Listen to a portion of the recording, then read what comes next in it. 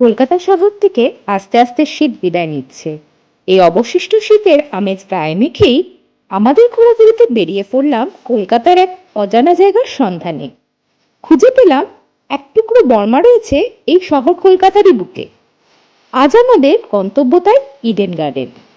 এই গার্ডেনের বিশেষ আকর্ষণ এখানে অবস্থিত বর্মার প্যাগোডাটি।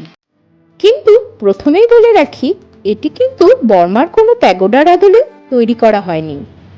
বর্মার প্রোমো শহর থেকে শালঙ্কার প্যাগোডাটি 1854 সালে আগস্ট সেপ্টেম্বর মাসে খুলে আনা হয়েছিল এবং 1856 সালের অক্টোবর ডিসেম্বর মাসে এটি পুনর্নির্মাণ করা হয় কলকাতার এই উদ্যানে।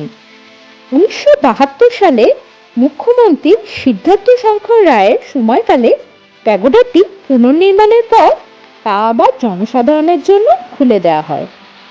তথ্যটি জানা গেল প্যাগোডার গায়ে স্থাপিত ফলক থেকে।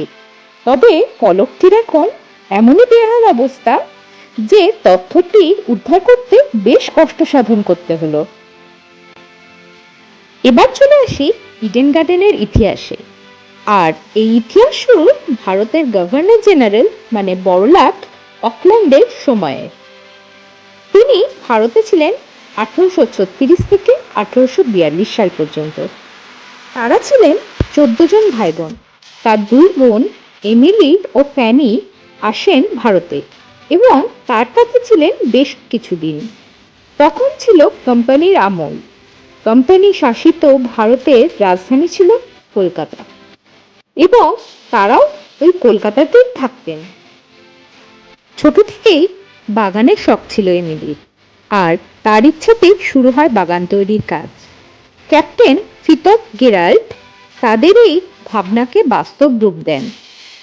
1840-এ তৈরি হয়ে যায় অকল্যান্ড সার্কাস গার্ডেন, যা পরবর্তীকালে নাম বদলে পরিচিত হয় ইডেন গার্ডেন নামে।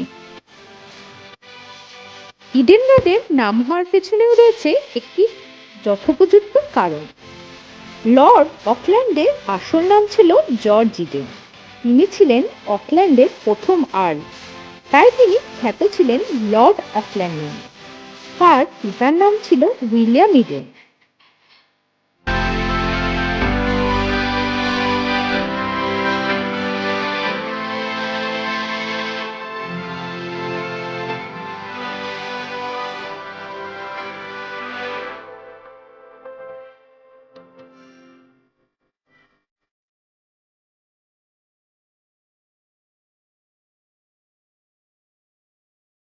লর্ড ডালহৌসি প্রোমো শহর দখল করেন এবং সেই সময় তাজং স্টাইলে তৈরি এই সদ্য সমাপ্ত প্যাগোডাটি লর্ড ডালহৌসির চোখে পড়ে যায়।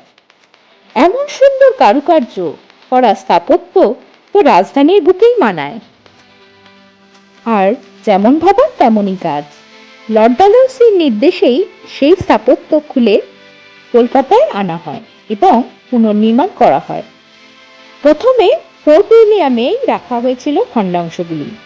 তারপর বর্মা মুলুক থেকে আনা কারিগররা এটি স্থাপন করেন ইডেন গার্ডেনের ভেতরে। মূল প্যাগোডাটি তৈরি করা হয়েছিল 1852 সালে। রোমের প্রয়াত শাসক মংহননের স্ত্রী মা কিন এটি স্থাপন করান। তৎকালীন সময় তা করতে খরচা হয়েছিল প্রায় 1500 টাকা।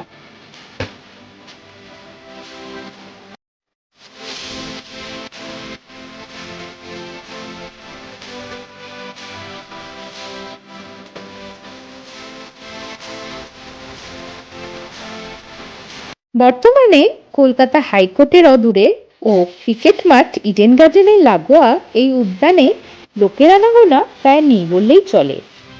প্যাগোডার দুপাশে আছে জলাশয়।